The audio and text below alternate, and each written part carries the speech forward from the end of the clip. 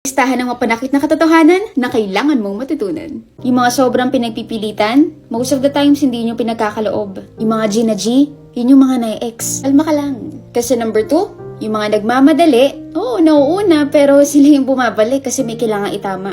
Gusto mo yun, nauna ka nga pero nagkamali ka. Tapos sasabihin mo learnings. Nako, learning lang ang isang bagay kung natuto ka at hindi mo na inulit. Number 3, yung mga takot magkamali, yun ang mas nagkakamali. Balance. Balance of being careful and being carefree. And syempre, mag-enjoy ka din. Di yung palaging by the book. Remember, nagkaroon ng tama kasi na-figure out natin kung ano yung mali. So please tell yourself it's okay. Huwag mong gawing agahan yung pressure. Number 4, yung mga tinatawag nating achievers, yung mga successful, yung mga swerte daw. Karamihan sa kanila, sila yung may trauma ng bata. Nakarelate. Bago ka naman naging matagumpay, palagi may backstory yan. Walang swerte. Lahat ng bagay bunga yan ang pinaghirapan.